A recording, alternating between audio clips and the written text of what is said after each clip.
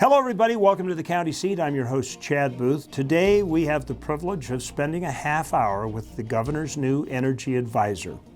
In the last year and a half, the landscape of energy in this state has changed a lot, and we are going to travel around the state in our conversation today and hit some of the hot spots and try and get a handle on how things are and how things look in the future. Thom Carter, welcome to the program. I'm pleased and privileged to have you on board today. It's good to be here with you, Chad. I appreciate you having me. Good. So let's just start with a little bit of history. About 10 years ago, the governor came out with a 10-year energy plan, Governor Herbert. Mm-hmm. Okay. Don't know I don't know what the scorecard is on that, but I thought we would take a little bit and talk about how important those kind of long-term plans are. Yeah, it's great. As we sit here 3-4 months into the Governor Cox administration, we like to look back and see what Governor Herbert laid out a strategic plan and a mindset for energy here in our state. And that 10-year plan was instrumental. A lot of good ideas, basically focused on maintaining our all of the above energy strategy. Utah continues to be a strong energy producer. We've got opportunities in the basin. We've got opportunities in central Utah. We've got opportunities in southern Utah. We have refineries here in northern Utah. We're an energy producing state, and we have to continue to think about energy long term. And having a long-term plan that Governor Herbert did allowed us to make strategic investments, allowed us to be ahead of and provide inventive solutions as the markets changed. But here we are in a new administration, and so we need to be thinking initially about what the future looks like for our state, and as we enter into the roaring 20s, if you will. And I hadn't thought about that, but you're right. And look, the previous 20s started out with the problem as well, right? These pandemics seem to hit at the exact same times each century, and so as we pull out of this current pandemic, energy is at a crossroads. It's maybe the second most political issue in the state behind water, and as our friend Reg Johnson likes to remind me, water is for fighting and whiskey is for drinking, so let's not talk about water today. But we have a great opportunity ahead of us to have to put together an energy and innovation strategic plan for the state. And we can't just look 10 years out in the future anymore because of the way the market is trending. So our goal is to look 2, 5, 8, and 10 years out, because more is going to happen in the energy sector in the next 5 years than had in the previous 5, really the previous 10, and quite frankly, the previous 50 years. Just the way, if you look at how the market is changing so rapidly and how innovation and technology are engaged in the energy sector, we've got to start having good and quality conversations throughout the state. Obviously, the Uinta Basin is not in as good a place as they were 6-7 years ago, and they had come out of a bad spot before, so they've come up and down. But it seems like right now they're in a double whammy, and I'm really curious as to whether you think it's more the market conditions that created their situation or the new administration policy. We're past the 60-day moratorium, aren't we? Yeah, so I think it's multiple facets, right? Mm-hmm. I think, we know that COVID's been hard for everybody, but our mining, our oil and gas sector got disproportionately harmed by COVID. Production slowed, price of oil got manipulated, and we saw it bottom out. How did it get manipulated? Middle East. The Middle East got engaged and really harmed our domestic production. And then elections have consequences as well. And so we went from having a America First policy, energy policy, to really a policy surrounding kind of keep everything in the ground. We have this moratorium on oil and gas leasing on federal lands, and you talk about the basin. We have a lot of oil drilling that takes place in the basin that's on private land, it's on tribal land, but it's also on federal land. And while we have plenty of leases and things are going okay right now, and we're seeing the price of oil increase, we're seeing opportunities in the basin as they come out of COVID. We have these significant concerns as what some policy decisions are being made out of D.C. and some decisions being made out of the coast. Look, we really believe that if we want to have some real policy conversations, it shouldn't be done around executive order. We should engage in the legislative process. We should maybe go through rulemaking so comments and conversations can be had about what's going on in the market and really engage in positive and quality conversations so that we can help everyone understand that what conversations that happen in D.C. or in Los Angeles, they have real consequences throughout the country. And it seems like they're already being felt. So this is a qualitative thing, and you don't have to answer this if you don't feel like you're prepared to do it. But I'm going to ask it anyway. Okay.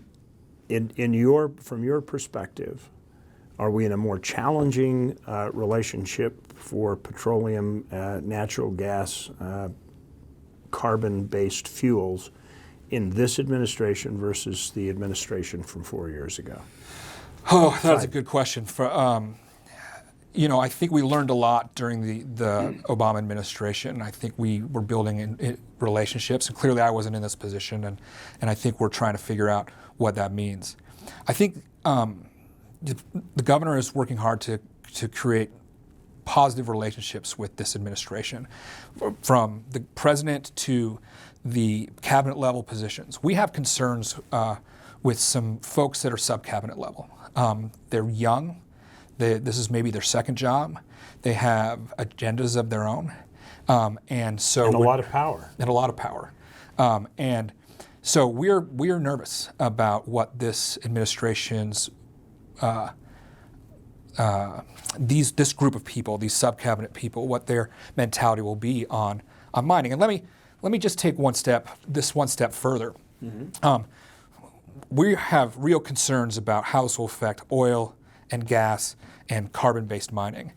But there's also a disconnect that all power comes out of the ground. We are supportive of renewable energy. We think that all energy is good. All of the above is quality. I spent a full afternoon in Beaver County with Lieutenant Governor and Tammy Pearson, a great county commissioner there in Beaver County, walking through all the great renewable energy they have there in Beaver County. But one of the things people seem to disconnect is that power starts in the ground. Like energy is useless, power is valuable, and the way we transmit power comes through mining. It takes 35 critical minerals to turn solar energy into solar power. Mm-hmm. It takes about a dozen critical minerals out of the ground to turn wind energy into wind power. And so this moratorium or this mindset on let's just keep everything in the ground, it's not feasible. It's not real. And so we have to help educate the general public as well as some of these people in power to know that we have to pull things out of the ground. Is this a new disconnect? Because it seems to me that I was having this argument with people who just were a keep it in the ground mentality 10 years ago. Yeah, I don't think it's a new argument. I think that it's cyclical because, as we mentioned earlier, elections have consequences. Right. But what we're hopeful for is that, on each side of this issue, you have very passionate people. But we also believe that in the middle of this issue, about 50% of the population, they like the idea of renewable energy, but they also like the fact that our electricity prices are cheap. It's affordable. Yeah. And more than anything, they love that our energy is durable. I grew up in a small town in New Hampshire, 5,000 people, and I know that when you say small town in New Hampshire, it's basically everything's a small town in New Hampshire. But I slept with a flashlight next to my bed. But I think everybody slept with a flashlight next to their bed in the 70s and 80s. It just was what we did because the power went out. It went out all the time. You talk to not so much here. Not so much here. Maybe just in New England, right? But you talk to anybody kind of in their early 20s, mid 20s, and younger. They don't have that mindset of the power just going out for no reason. Mm-hmm. We've done a great job in this country making our power unbelievably durable, and I don't love the idea of losing durability, especially at the current price we're paying for power. And I think we have to have real honest conversations with the general public about what the trade-offs can be. That's why we're interested in innovation, because innovation can move renewable energy forward, but we are not there yet. Excellent. This is a good place to take a break. We'll come back with our conversation with Thom Carter, the governor's energy advisor, in this one-on-one conversation on the county seat. We'll be right back.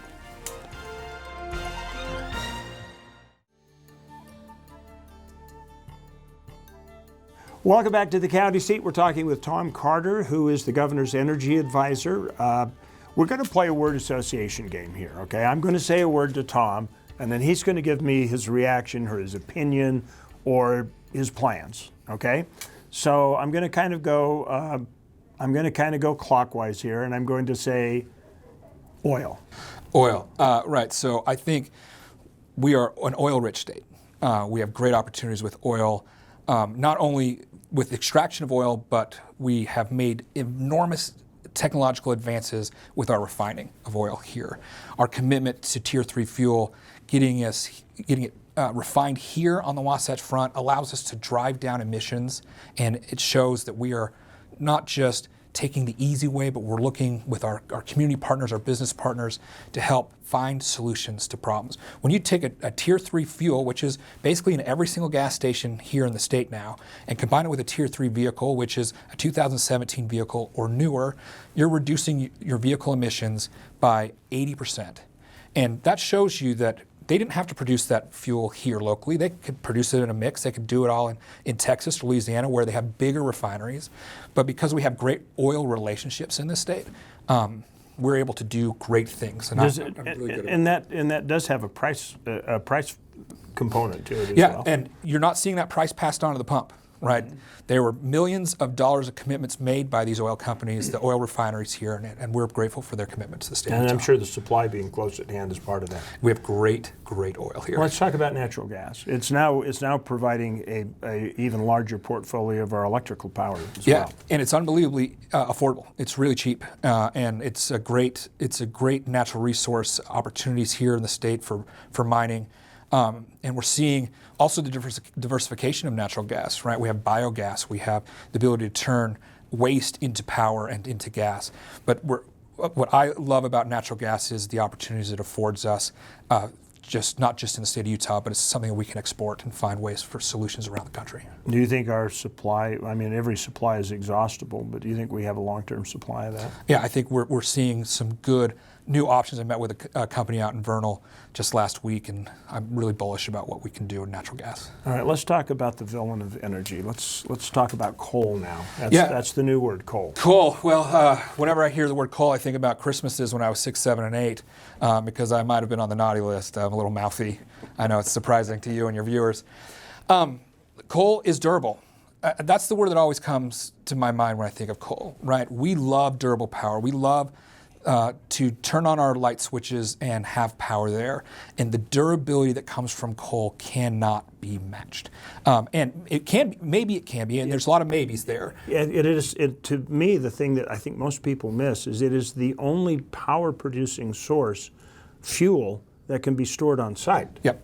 And that's a big issue, because if power goes down, the coal-fired plants that are still in the state can still produce because they've got so many days worth on site.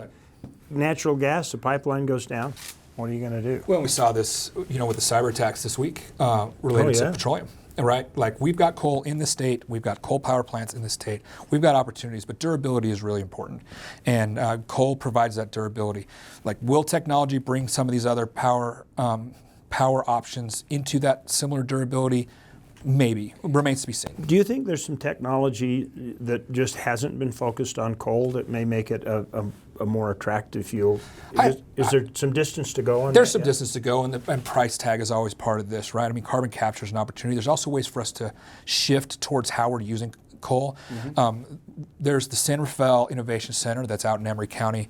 I just had a chance to tour that last week, and really excited about the opportunities and options there. Just finding new ways to innovate around some of our natural resources, especially around coal. What can we do with coal? There are those that think coal's too valuable to burn, right? Are there technologies that we can learn from what we're pulling out of the ground from this coal that can be beneficial for us. Let's continue around the clock and let's talk about uranium, the untapped source. Yeah, so nuclear is an interesting conversation to have. Nuclear power has a PR problem. Let's just be frank about that. But one of the reasons that you look at not to bring up a giant elephant in the room, but you look at one of the reasons why Europe can be so advanced under the Paris Climate Accords is they're all in on nuclear. There aren't carbon emissions with nuclear, and so when a lot of these European countries talk about how they're able to drive down their carbon emissions, is because they're nuclear. Now, we've got issues around nuclear. Public relations issues, but we're interested in finding ways around small modular nuclear. The governor has appointed me to a board that is in relation to the Idaho National Lab. My first meeting of that board is this week, and I'm excited to see how we can engage in some nuclear projects. That'd be interesting to see where it is. I mean, it sounds like it's a semi-trailer reactor that you can put a lot of them out, spread risk, and develop localized energy. Yeah, I mean, something smaller than the room we're in right now could could power a city for 100 years. You know, that's the thing. I mean, you look at isolated places in the state like Tikaboo.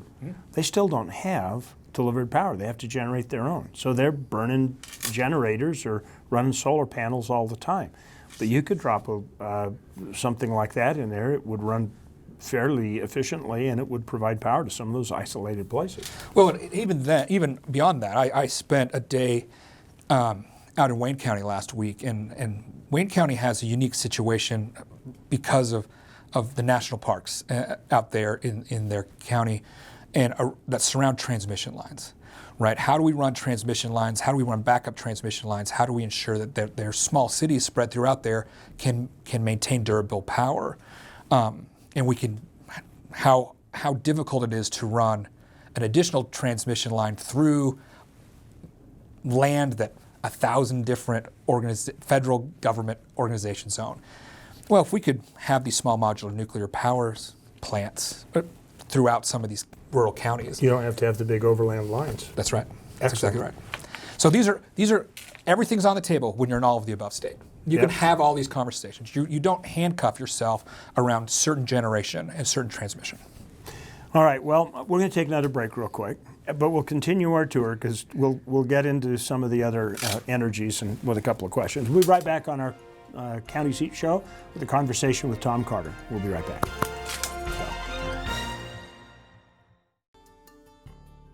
Welcome back to the County Seat, talking to Thom Carter, the governor's energy advisor, about the status of energy in the state. We didn't get in the last segment all the way through our tour of Utah's energy, so I'm going to throw out just a couple of quick more questions because we've got basically Beaver County to talk about. Yeah. What are the downsides of solar? So the only downside with solar is we're unsure what to do with when a solar panel is done. What do you do with it? Where do you throw it away? Is there recycling options? All of that stuff. Solar is not necessarily completely durable yet, too. The sun doesn't shine all the time, and so how do you capture solar power and hold on to it? So we really are lacking in battery technology, and so if we can get a longer lasting battery, that would be really, really important for us to turn that into more durable power. Elon Musk says he's going to change that for you. Great, so. we'll take it. We're open to it, right? We want to turn all power into durable power. So there's some people on geothermal that are concerned that if we tap all the geothermal sources, we're going to ruin our geothermal sources. Is that a concern to you? I have to study it more, I'll be honest with you. I think when you have a unique resource like geothermal, we should figure out a way to use it. We've got this phenomenal Forge project being funded by the DOE to figure out exactly what we can get out of this. And we've, of course, been using geothermal for decades down there in Beaver County. Brigham Young used to send people down there to Beaver County for relaxation because the water was so warm, and we have this great, phenomenal resource down there. We should figure out how to best use it. We've been using it for years. This Forge project is going to open up the gates for us to find new opportunities and options. It's a unique resource. We should use it. Okay, well, that covered that one. Yeah. Wind. Does it fit everywhere? It doesn't fit everywhere. The wind has to blow a certain miles per hour. That's what makes Beaver County so great. It's like a renewable hub of the state. But we couldn't put wind in parts of the basin because it just doesn't blow at the same amount of miles per hour that we need. It's why offshore wind is so great, right? You have a consistent wind source there off the coast. But again, there's also the issue of durability, right? The wind doesn't blow all the time, and so we have to be able to find a way to capture it and hold on to it. And that goes back to batteries. That goes back to batteries, yeah. Okay, very good. So we're just gonna hop out here, take our last commercial break real quick, then we'll come back to the county seat, and I'm gonna ask you about what you see for the future. We'll be back on the county seat in just a minute.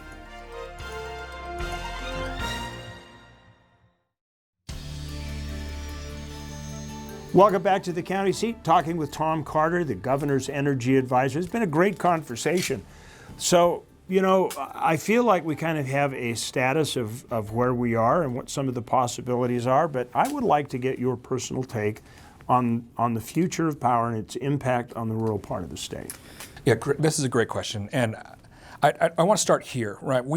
Our goal is to develop energy and innovation strategic plan for the state. We talked about this already on the show, but I can't sit up here in Salt Lake City and write an energy plan for the state. There's no place for success sitting in an ivory tower and dictating strategy for the state of Utah. There's no success for that. This last week, I spent Monday in Duchesne County, Tuesday in Uinta County, Wednesday in Emery County, Thursday in Wayne County, and Friday in Carbon County.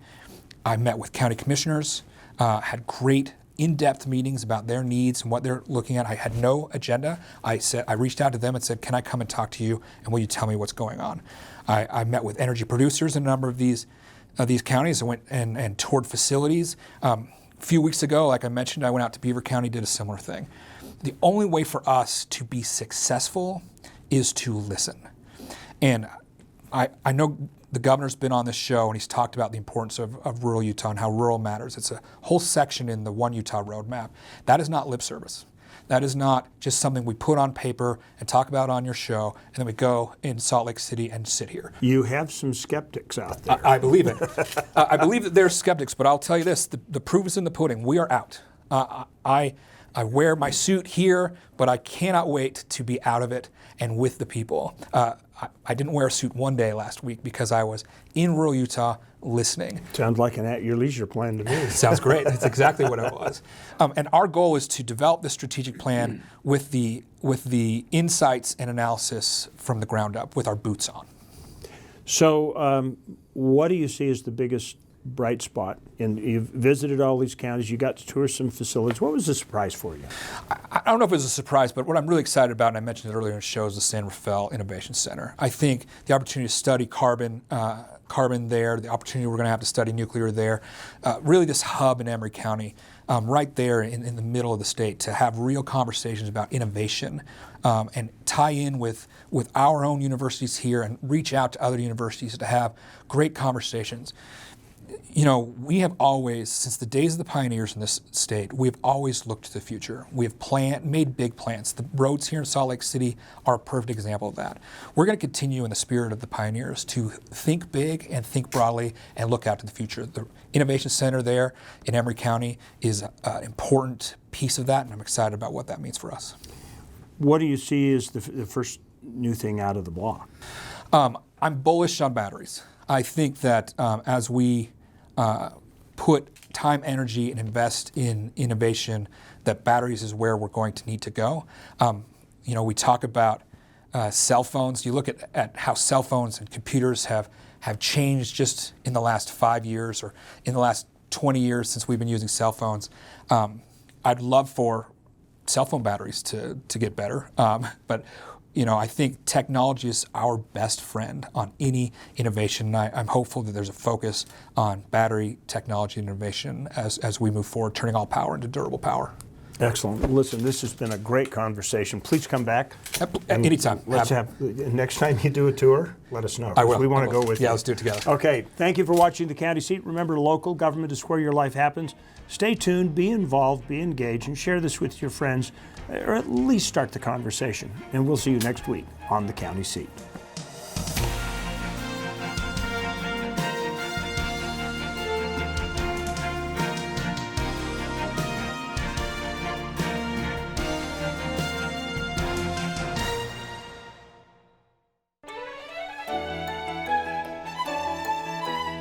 Thank you for watching The County Seat. Be sure to subscribe and turn on your notifications to keep up to date on the program and happenings around Utah.